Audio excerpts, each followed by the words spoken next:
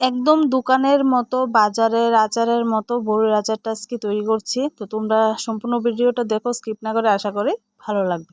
তো এখানে আছে প্রায় 500 গ্রামের মতো বড়ি।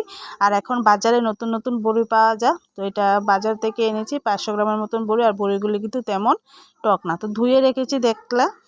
তো এখন দিয়ে দিলাম কড়ার মধ্যে তেজপাতা আর শুকনো লঙ্কা। তো এখন আমি এটা একটু ভেজে নেব।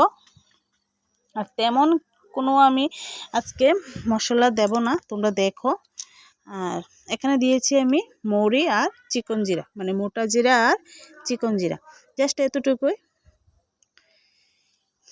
মশলার মধ্যে আমার এটাই, তেজপাতা, শুকনো লঙ্কা আর জিরা। তো চলো, আমার এটা ভাজা হয়ে গেছে। আমি এখন এটা মিক্সারও পেস্ট করে নিয়েছি। তো এই কড়ার মধ্যে দিয়ে দিলাম এখন জলটা একটু গরম করে নেব। চলো, জল গরম হয়ে গেছে। এখন আমার ধুয়ে রাখা বড়িগুলি আমি এখন ঢেলে দিচ্ছি কড়ার মধ্যে। তো বড়িটা এখন একটু সিদ্ধ করে নেব আমি।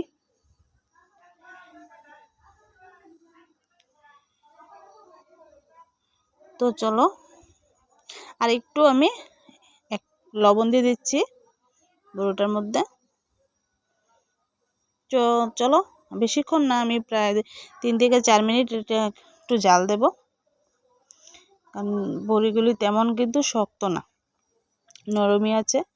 তো দেখো, সিদ্ধ করা হয়ে গেছে। এখন আমি বড়িগুলি একটু ছেঁকে নেব, জলটা একদম ঝরে, মানে যাতে ঝরে পড়ে যায়। বড়ির মধ্যে জল রাখা যাবে না।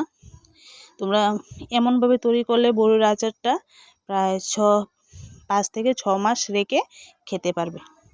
তো এই জন্য আমি একটা ছিদ্র থালার মধ্যে বড়ির জলটা আগে ছেঁকে নিয়েছি। আমি প্রায় 2 থেকে 3 মিনিট থালার মধ্যে রেখে দিয়েছিলাম। তো চলো, কড়ার মধ্যে দিয়ে দিলাম এখন সরিষার তেল আর একটা তেজপাতা।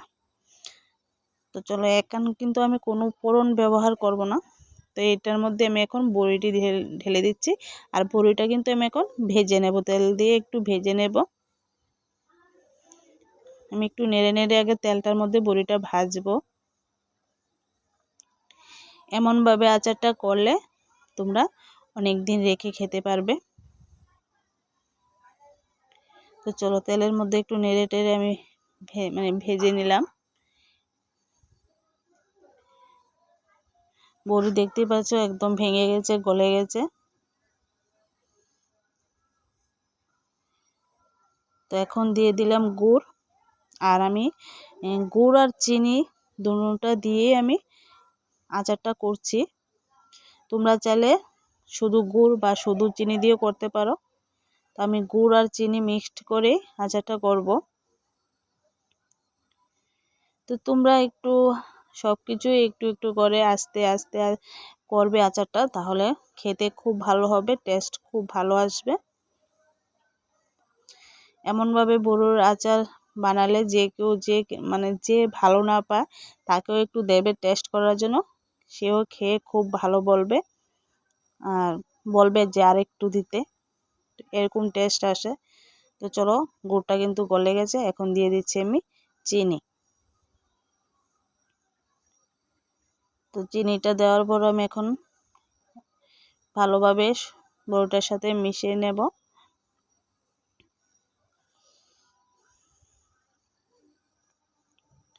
আর এখনও কিন্তু আমি কোনো লবণ ইউজ করিনি, যেহেতু সিদ্ধ করার সময় আমি ছোট চামচ দিয়ে 1 চামচ লবণ দিয়েছিলাম। তো চলো, এই যে আমি ভেজে রেখেছিলাম গরম মশলা, সরি, গরম মশলা না, মানে ভেজে রাখা মশলাটা আমি দিয়ে দিলাম। মৌরি, চিকন জিরা, তেজপাতা, শুকনো লঙ্কা। তো আমার সবটা কিন্তু মশলা আমি দেইনি, একটু রেখে দিয়েছি। তো চলো, এখন আবার ভালোভাবে লাগিয়ে মিক্সড করে নিচ্ছি, চামচের সাথে ভালোভাবে লাগিয়ে নিচ্ছি।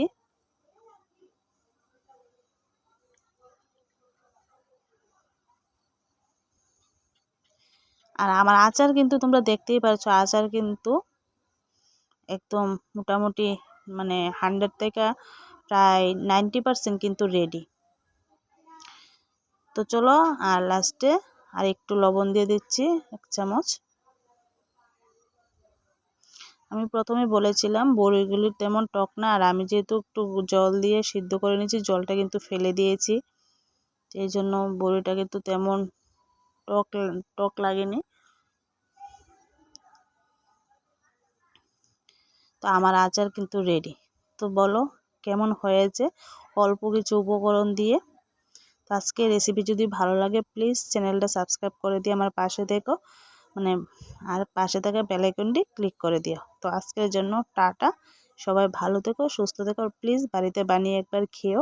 আশা করি সবাই খুব খেয়ে ভালো বলবে।